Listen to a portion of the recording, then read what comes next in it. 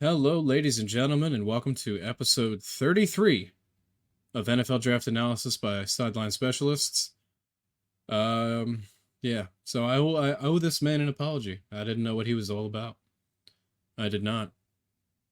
I just remember watching the draft. He got drafted late in the first round by Carolina, and their immediate response was a little bit of surprise. However, I did a video on Spencer Rattler. Because I did a video on Spencer Rattler, I've seen a bit of this man's game.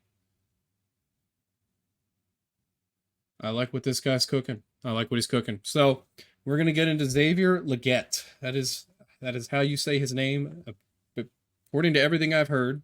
And I don't like screwing names up. Big receiver, like just has bulk. He's not like a million feet tall. He doesn't, but the guy looks so strong. So he's 6'1", 221. Yeah. Used mainly as a schemed up yards after catch receiver in 2022, was not trusted to win as a route runner. This past season was much different. Legette ascended to wide receiver 1 in South Carolina's offense and gave us a season of wow moments due to his athleticism. So yeah, see, that says 6'1", 221. Whoever made these, some of these give really good info, okay? But how do you have listed at the top there 6'1", 221, and then in his profile, you're quite literally, unironically, going to tell us he's 6'3", 227.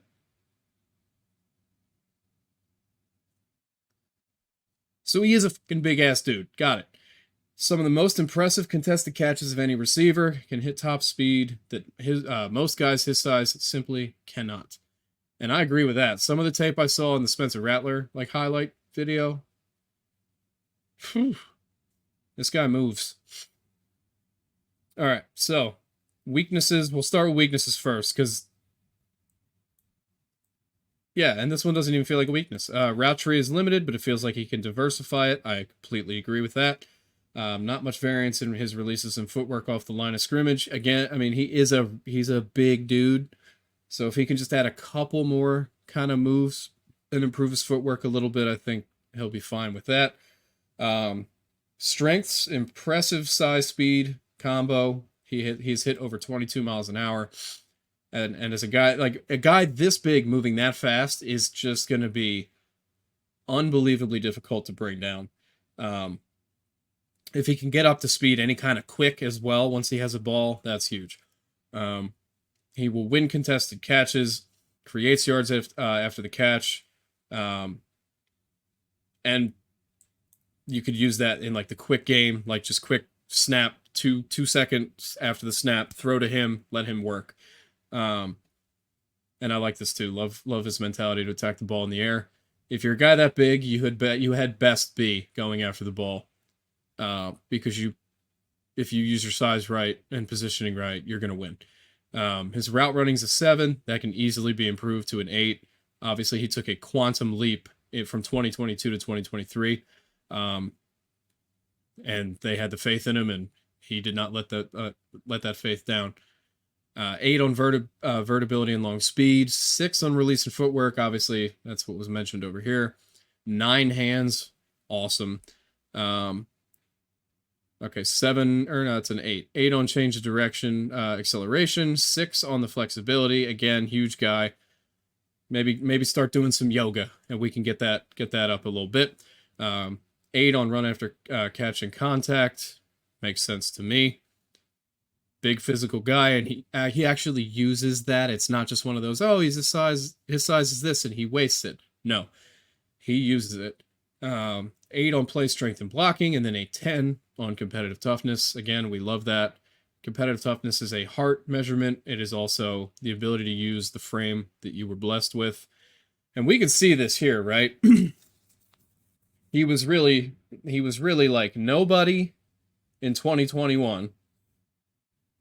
He was a little bit more, people were kind of noticing him a little bit more in 2022.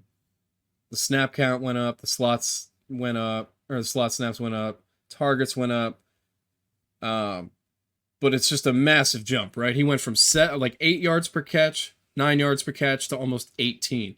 And he was just an absolute unit every single game and gave Spencer Rattler somebody he could rely on an offense that was really not built up at all. So 82.8 grade, that's excellent. Excellent grade. Almost 400 snaps, just too shy of that. 141 out of the slot. And I'm looking at a dude who is 6'3", basically 230 in the slot that can move.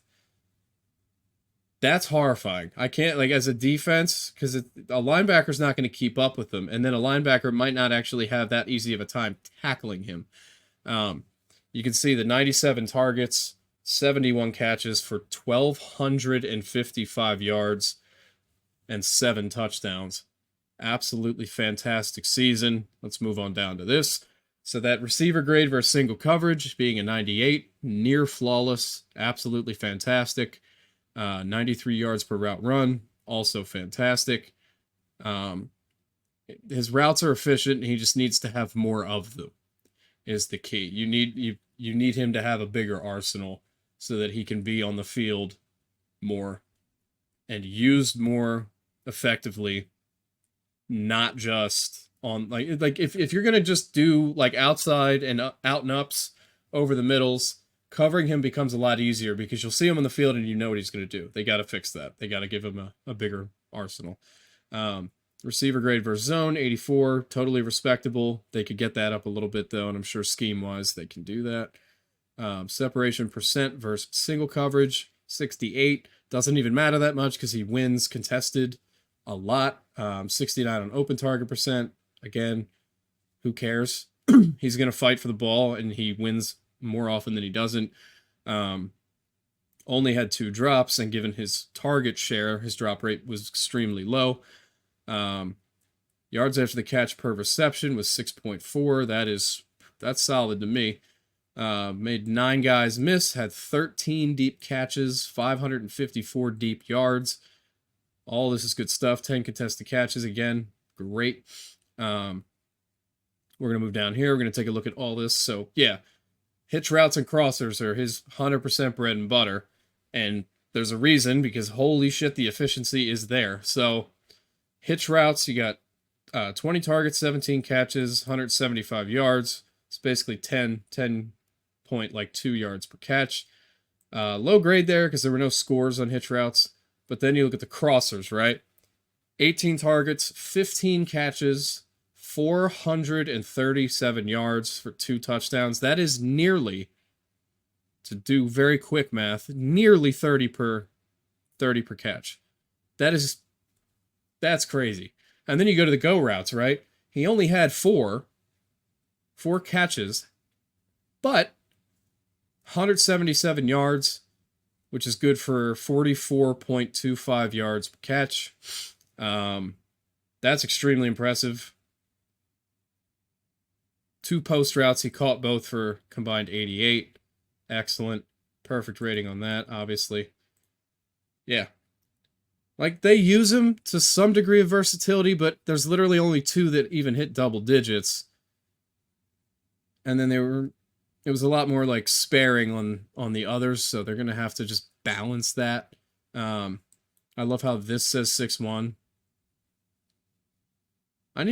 Okay, hold on. We are genuinely investigating. I want to know this man's actual fucking size, because this thing has 2 things on it, and it's pissing me off. So give me just one moment. I will come on back. He is 6'3", 227. Okay, so ignore what that says about him being 6'1". 32-inch arms, 9-inch hands, 4.39 for a guy who's 6'3". Great. 40-inch vertical, like they said, he wants to go up and get the ball. We'll read this here. He is not as polished as a route runner release artist as he needs to be to achieve his potential at the NFL level, but teams take a chance on players of his build. And I think he can get there, and I think he will get there. I'm going to have faith in this guy instead of just judging Carolina for maybe reaching. We got to see him on the field. But let's get into some highlights. We are not watching this whole video. This video is ridiculously long, and I might actually find it. No. We'll roll with this. We're going to skip ahead a little bit.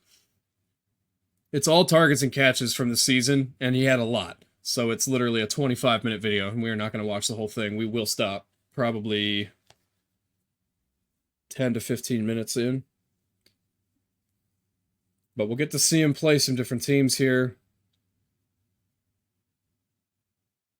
This is obviously against Drake May's North Carolina Tar Heels.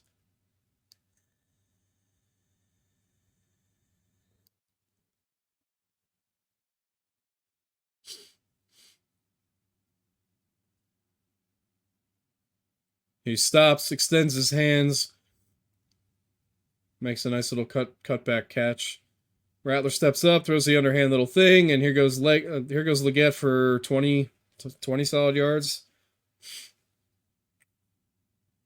Make a move.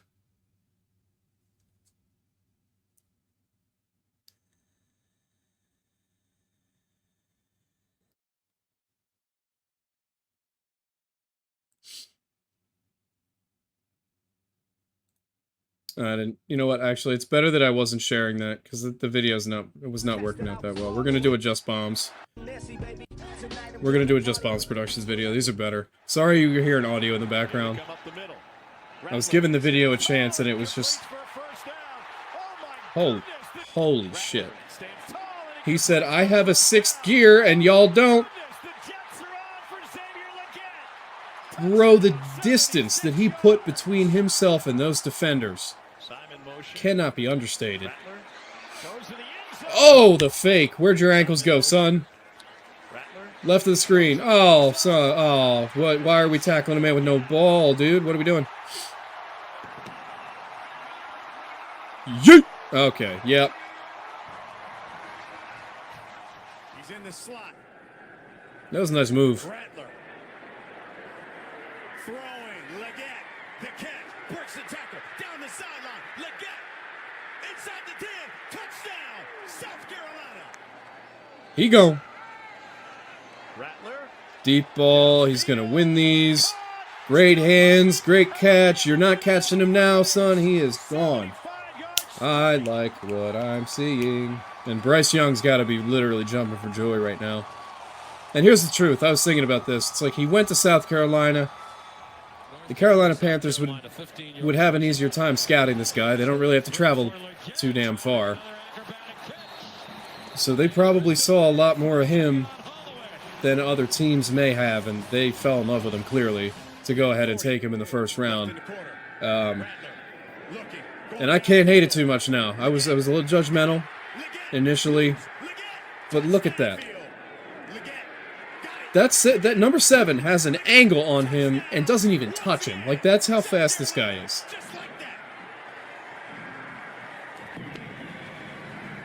Just keeps a good route running speed. As soon as he catches it, just turns it on. Here's Rattler getting pressured yet again.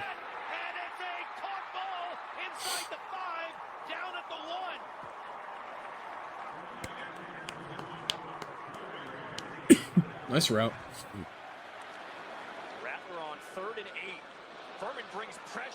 Throws it deep. One-on-one. No competition. Fake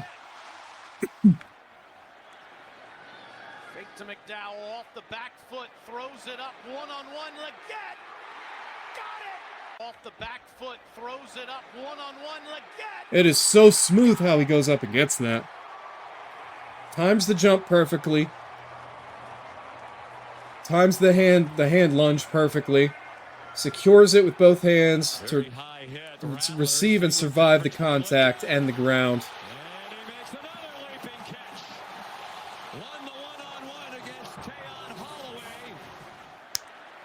Football timing is a real thing. This kid has it, man. Here comes pressure. He fires in zone for the score. And South Carolina jumps back in front. Deep. Your move, Mr. Rattler. There's Xavier Legette tiptoeing the sideline. Looks just fine, but he did step out of bounds, it appears. Play action. Rattler tripped a little bit in the backfield, and now he's going to air it out. Deep ball. Got it. All the way down to the 26 to Legette. This is one of those rare moments where the tape just kind of speaks for itself, doesn't it? Yeah. Yeah. To a targeting. We're doing another one. It's probably going to be similar. Oh, I don't think this one was in the first. Oh, keeping them legs churning never goes down. I love the design. A complete handoff, fake the bootleg, set up, throwback. South Carolina, 15 yards rushing. So they throw for Legette. This guy has been a completely different person since last year. He returned a kickoff against Texas A&M, and it's as if the light went on. The guy's playing insane. Really gotten it done. That body adjustment in the air was crazy. 20 seconds of play and a half. He's heaving it deep. Caught! Furman brings pressure, hit as he throws. In their secondary. Rattler, plenty of time. Oh my. Ever at that time. Watch this throw. Perfect. Closes on it. And Boop. just high enough. A little bit in the backfield, and now he's going to air it out. Get all the pickup. His favorite target, number 17. Rattler. Downfield. Look, Mr. Rattler. There's Xavier Legette. Tips it up one-on-one. Lecture in his front. Plenty of time. He's got a man. It's Legette. Legette. The turf monster has struck, but he caught it. So we're not going to worry about that. God, he just gets so open, too. He's in the slot. He just gets so open. Rattler. Throwing. Legette. Cut open. Legette. Loose. Legette. Off the line is flushed out. Will step up. Will throw. He's got Legette. Target in motion. Rattler goes to the Rattler's drop. Over the middle. Caught. Look at it. I feel like he had more highlights, but all these videos have similar ones, so I apologize. I'm skipping. I just want to see some more from his repertoire of highlights that he had this year. One vertical takes the safeties. You see 10 there working up the field. Legette right behind. Alright, this video is just about done. We're going to go ahead. We are going to go ahead and move on to Carolina's depth chart. I think this will be a nice little addition to the videos, just to at the end to round out where this player now fits in. As we can see, he is the #1 right wide receiver. Obviously, Deontay Johnson also coming in via trade this offseason will be on the left side, and you have your slot being none other than Adam Thielen. They drafted Jonathan Brooks, a running back. They drafted Jatavion Sanders, tight end. They're trying. They are trying to help Bryce Young. And he needs the help. I think this was I think it had to be a solid choice, right? I can't knock it now. I really can't, because it just gives them a versatility. Obviously, Deontay Johnson being 5'10", 183. Thielen, I know, is a bit taller than that. He's 6'1", 195. And now you're bringing a guy who, even this has him listed as not what he is. He is a 6'3" guy. You can see that on the tape, too. He is extremely tall.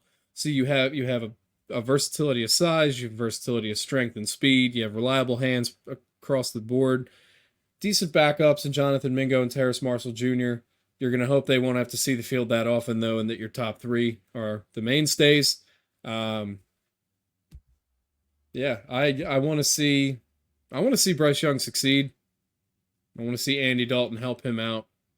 Yeah, that's kind of all I got. I think that his tape really does speak for itself, though. And then you see how the leap between college seasons and how much he improved. And it wasn't just one of those like, oh, he just got more targets and whatever. When he got targets, he made shit happen. Big-time players make plays, man. And he was making plays consistently on a team that really should not have been competing as often every week. And they were finding a way to stay in a lot of games. They didn't win very many games, to be fair. But they did compete, and I will always respect that. And he's going into a situation, into a franchise in Carolina that just, they have so much to do. They have so much to prove as well. With the moves they've made, there needs to be something to show for it, right? These are some good steps. I thought their draft was fairly solid. I Hopefully some of their undrafted can step up and actually make the team and show that undrafted or drafted doesn't matter. You can succeed. I think Xavier Legette could be a stud. He does need work. He's not a flawless prospect, but you see the athleticism and the fact that he has reliable hands, good body control. These are traits that are core traits that you have to have. You can now build on those, and I think they'll get him there. So, yeah, we'll pop over to this. We'll close that showing him right here. Thank you very much, everybody, for watching. If you enjoyed this video, please consider giving it a like, and if you want to leave a comment, go ahead and do that too. We'll try to reply to them. If you would like to subscribe and see future videos, please go ahead and do that. You will also be notified when we go live with our podcast.